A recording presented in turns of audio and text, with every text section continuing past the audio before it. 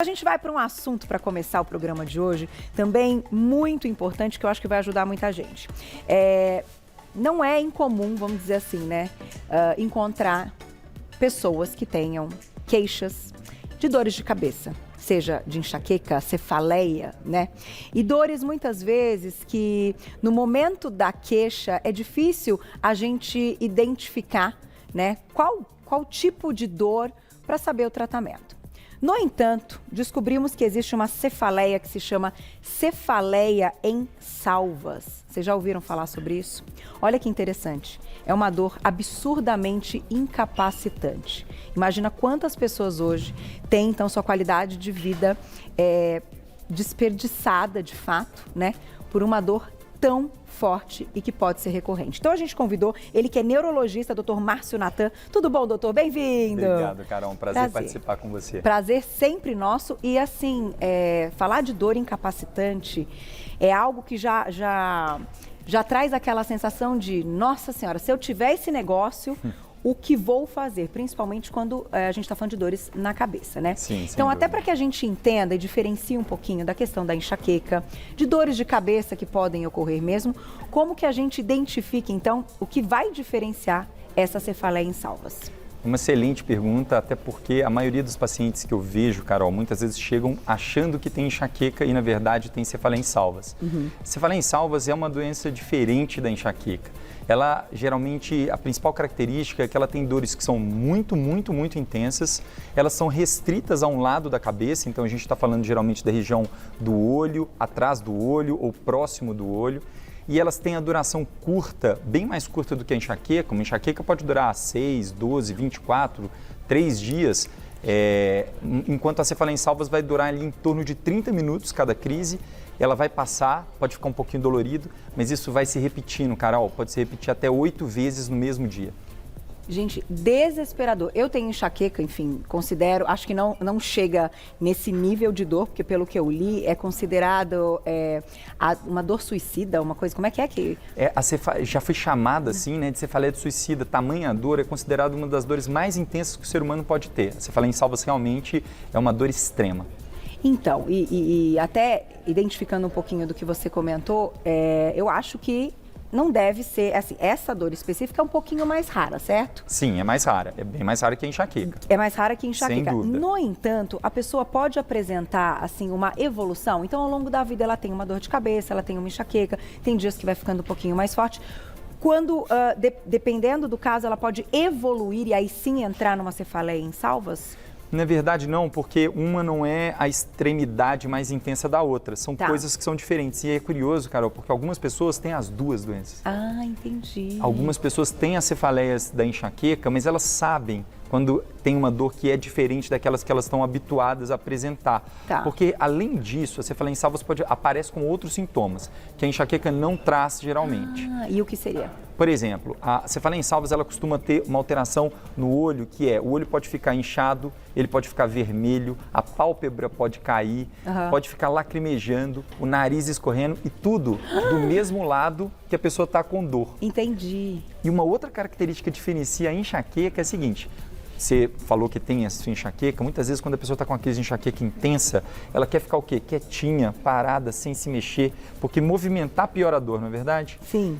Por outro lado, na cefaleia em salvas, quem está com cefaleia em salvas, dor extremamente intensa, fica agitado, fica andando de um lado para o outro, fica inquieto. É uma característica da cefaleia em salvas que ajuda a diferenciar do processo da enxaqueca. Ela não dá, então assim, por mais que a dor seja incapacitante, ela não dá aquela derrubada que a pessoa precisa deitar, precisa ficar assim com os olhos bem fechados, um ambiente bem escuro. É o inverso. A pessoa fica agitada, às vezes ela pode até ter desconforto com a luz, com barulho, mas mesmo assim ela não consegue ficar parada. Gente. É uma inquietação bem negativa, é angustiante para a pessoa. E quando que a gente tem que procurar ajuda, doutor? No caso da cefaleia em salvas, Carol, a primeira suspeita, a pessoa deve procurar o médico. Porque olha só a situação. Veio um episódio de cefaleia em salvas, provavelmente aquilo ele vai se repetir algumas vezes por dia, por semanas, até meses. Ninguém precisa viver desse jeito, não é verdade? Então, só que até para... Eu acho que a gente já tem as imagens. Li, confirma com a Glaucia que eu tô sem o meu ponto. Se a gente já tem aqui o nosso Ilustra. Vamos colocar na tela? E aí, doutor, me explique, então, você está falando das queixas, né? Isso. Como que isso acontece. No entanto, a minha pergunta é a seguinte, como você fecha o diagnóstico? O diagnóstico a gente fecha exatamente com a avaliação das queixas dessa história. E o que as imagens estão mostrando é uma coisa muito interessante, que é o que é a cefaleia insalva do ponto de vista biológico. Então, o que a gente está vendo ali é os nervos, principalmente o nervo trigêmeo, ele tem uma ativação e ele começa a transmitir esse sinal de dor, que na maioria das vezes não tem uma lesão acontecendo ali.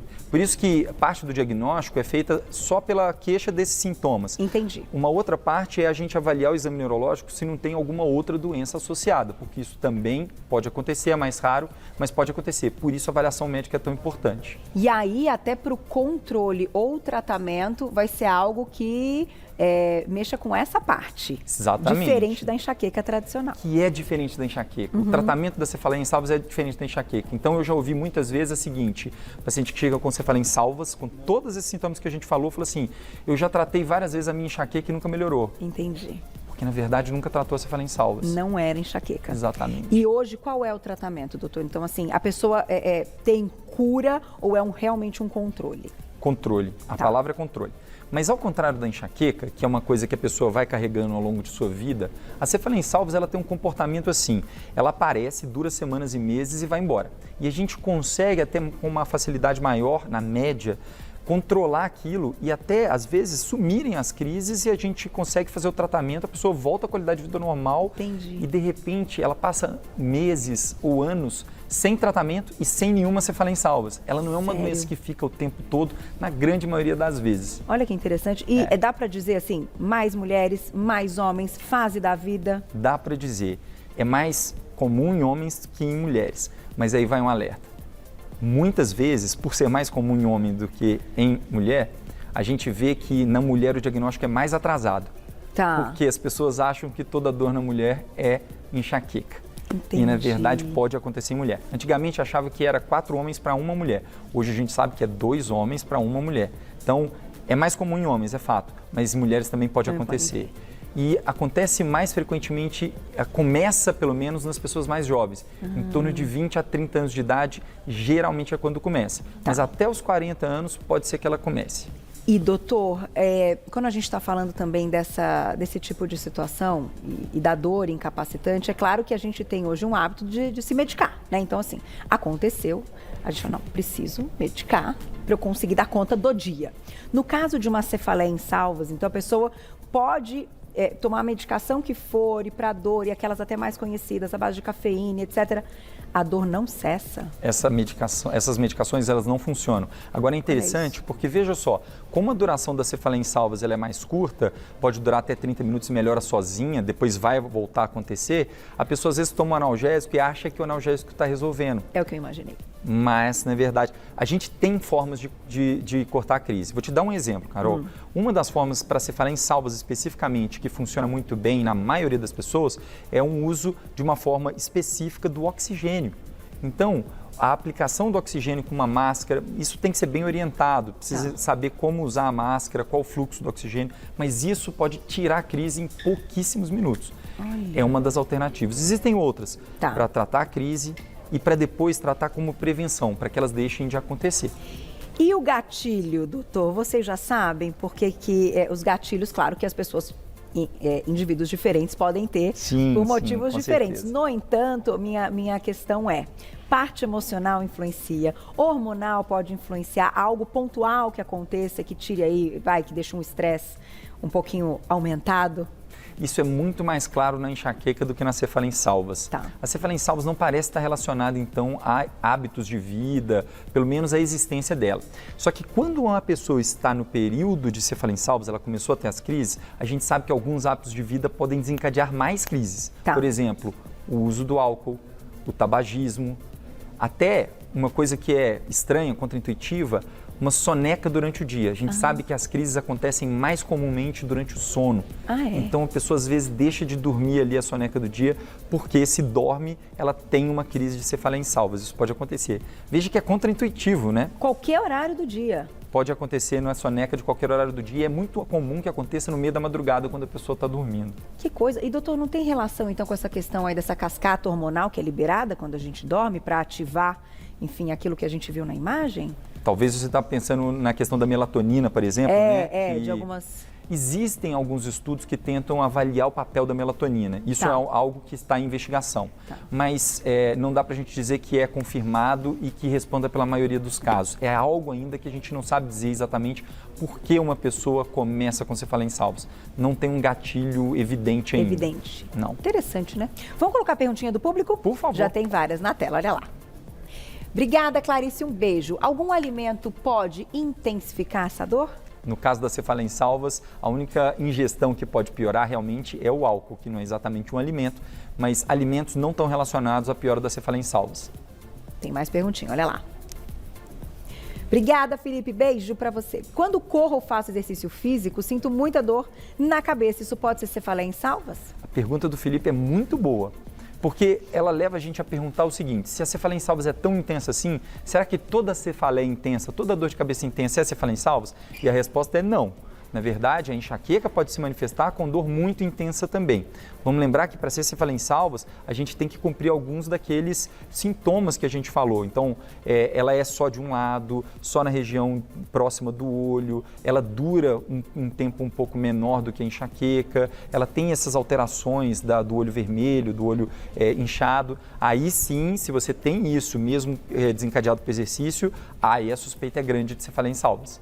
Eu ia perguntar também da questão da atividade física, porque é algo muito... A gente já falou de enxaqueca aqui algumas vezes, e eu até me citei como exemplo, que eu corro e tal, e sempre, se eu tô com enxaqueca, eu vou correr, a minha enxaqueca cessa. A doutora, na ocasião que a gente estava conversando, comentou que isso é raro, que é bem o inverso, né? Que a atividade física pode proporcionar, então, o estresse e tal, que pode aumentar ainda mais a dor. Quando a gente fala de cefaleia em salvas, assim, é tão incapacitante que a pessoa não consegue realizar outra coisa? Eu sou fã também da atividade física, e não só do ponto de vista pessoal, mas também no consultório eu recomendo, porque eu acho que os estudos mostram isso. A longo prazo, para a vida faz muito bem, para a enxaqueca faz muito bem. Mas no caso da cefaleia em salvas, a gente não tem muita evidência. E, de fato, quando a pessoa está no meio de uma crise, é impossível fazer atividade física. Não tem como. Eu, assim, me cobro, assim, não, porque eu sei que eu vou ficar bem. Então, eu tento. Claro que às vezes é incapacitante, né? Às vezes é incapacitante. Mas, assim, essa sensação do pós, ao longo da prática da atividade física, a dor, ela vai diminuindo. Uma coisa impressionante. E é interessante, a ideia aqui não é a gente não recomendar atividade física para quem tem cefaleia em salvas. Deve fazer. Só que, e a crise é muito curta. Então, na verdade, a pessoa tem a maior parte do dia, ela está fora da crise. Entendi. Aí sim é bom entrar na atividade física, que vai trazer ótimas consequências. Agora, eu imagino que a pessoa que comece a ter essa dor, e aí ela olha no espelho e vê um olho só de um lado, enfim, ficando avermelhado, inchando, isso traz também já uma sensação que é outra coisa que está acontecendo e não uma cefaleia em salvas, né? A gente que fala de tantos problemas e tantas doenças, já acha que pode ser um AVC, que pode ser... Não é verdade, doutor? Eu adoraria que eu visse isso mais frequente. Assim, é que claro daí a pessoa busca ajuda. Exatamente. Né? Esse que é o ponto. Se a pessoa vê isso, ela deve procurar ajuda e deve buscar, porque não é uma coisa comum, não é uma coisa lá. Mas eu já recebi pacientes que notaram que tinha isso, mas não valorizaram. Por isso que é tão importante a gente poder trazer para o público a importância de reconhecer esses sinais e procurar ajuda. Tá certo. Tem mais perguntinha do público, Vamos olha lá. lá. Obrigado, Bitão. Beijo pra você. Normalmente, minha dor de cabeça vem acompanhada de dor no olho. É normal? Normal não é. Veja, dor de cabeça, na verdade, nunca é normal. A gente fala e insiste nisso, que toda dor de cabeça ela tem uma causa. Pode ser relacionado no olho, tem várias causas possíveis. A enxaqueca pode manifestar com dor na região do olho. A cefaleia em salvas também pode. Existem outras causas, desde causas oftalmológicas a outras dores de cabeça também que podem ter ali essa sensação no olho. Não significa que toda dor no olho é cefaleia em salvas, mas quando tem aqueles outros acompanhamentos que a gente falou, aí a suspeita é essa. Tem, você diz de doenças oftalmológicas, não tem uma que é uma pressão? Isso. É o glaucoma. O glaucoma, ele justamente é um aumento da pressão intraocular. É um dos fenômenos que acontecem e pode gerar dor. E, aliás, Nesse caso, pode até haver uma confusão com a cefaleia em salvas, porque ele pode deixar o olho vermelho, mas o glaucoma, ele geralmente vai vir junto com a alteração da visão. Da visão junto. E aí a pessoa consegue identificar isso, ela até geralmente procura primeiro o oftalmologista. No caso da cefaleia em salvas, a visão Preservada. É preservada, mantida. Tá. E depois tudo volta, passou a crise, o olho desincha, a vermelhidão vai embora. A pessoa acha que é um milagre. Entendi. Vai tudo embora e depois volta. Gente, Alguns sinais, alguns resquícios, então um pouquinho de inchaço pode permanecer, um dolorimento leve, mas aquela coisa terrível vai embora e depois volta de novo. Tá, tem mais perguntinha, olha lá. Aproveitem, estamos ao vivo. Mara, obrigada, um beijo. Após a aplicação de Botox, isso pode acontecer? Mara, esse é o meu gatilho, Mara. Um beijo pra Mara. Minha enxaqueca é sempre depois dele. É muito engraçado porque a toxina botulínica é uma das formas de tratamento Exatamente. de alguns tipos de enxaqueca. Já Porém, de fato, logo após a aplicação, a dor pode acontecer também, pode piorar. Mas no caso aqui da cefaleia em salvas, não é uma consequência da aplicação de toxina. A não confundir, porque dependendo da aplicação, pode ser que tenha, por exemplo, a queda um pouco da região da pálpebra, mas isso não tem nada a ver com a cefaleia em salvas. Não, e é tão engraçado que agora eu me lembrei, nessa entrevista que eu comentei, me coloquei como exemplo, as duas coisas, então, acontecem comigo. O que é raro, após a corrida, a dor sumir, e o que é raro também, a aplicação da toxina, a dor surgir. E no meu caso é exatamente isso. E aí eu me lembro que a doutora até comentou, Carol, mas que coisa interessante, porque hoje é um dos tratamentos para quem tem a enxaqueca. No meu caso, é pós-aplicação. Mas não é imediata, não é no dia. 3 dias depois. E hoje eu descobri porque eu fui juntando as coisas, então, enfim. Que coisa, né, doutor? Por isso que a gente é diferente, tem jeito. É isso, Carol. Cada pessoa, cada indivíduo tem uma resposta e reage de uma forma. Isso acontece mesmo. Por isso que tem que procurar ajuda, gente. Fazer os exames tudo bonitinho. Tem mais, pra gente encerrar, dá tempo de mais uma, olha lá. Obrigada, Lu, um beijo. Eu tenho luzes de enxaqueca, isso dura uns 20 minutos. E quando passa, bocejo muito, lacrimejo demais. A cabeça fica aérea, mas não tenho dor. Isso é enxaqueca? Não dá para dizer se isso, no seu caso, é enxaqueca, mas certamente são sintomas que podem ser de enxaqueca. Tanto essas alterações da luz podem ser uma aura, é possível que seja. A enxaqueca vem com sintomas que não são dor, como, por exemplo, os bocejos. Lacrimejamento, que ao contrário da cefaleia em salvas, costuma ser nos 2 olhos. Isso é uma diferença e não fica com a região tão vermelhada, tão inchado o olho. Então, há essas diferenças, mas pode ser que seja enxaqueca, vale a pena uma consulta para fazer uma avaliação.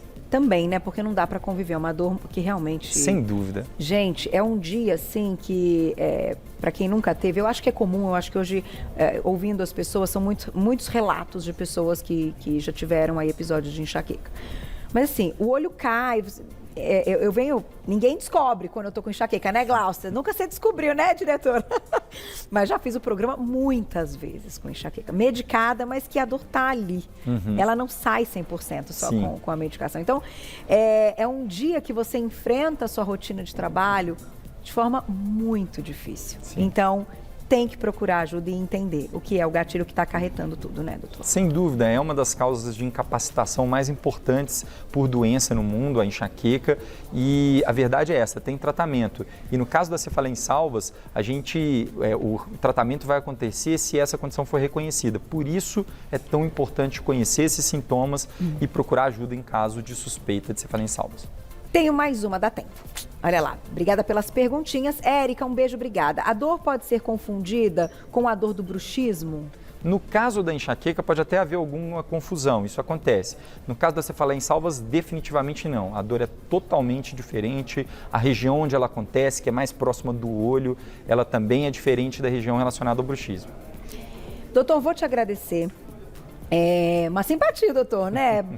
O assunto fica leve e tal, que a gente sabe que é difícil e a rotina de vocês, né, de abraçar esses pacientes para realmente devolver qualidade de vida, para ter um tratamento, um controle, para que a pessoa possa, né, viver e ter muito menos crises, né, depois de descoberto, então, um problema. Eu vou deixar o seu contato. Quem quiser saber mais do trabalho do Dr. Márcio Natan, é o @ lá no Instagram, doutor abreviado Márcio Natan, Natan com 2 T's e N no final. @ doutor abreviado Márcio Natan, tudo junto. O doutor é neurologista, para quem quiser saber mais. Muito obrigada, doutor. Até a próxima, viu?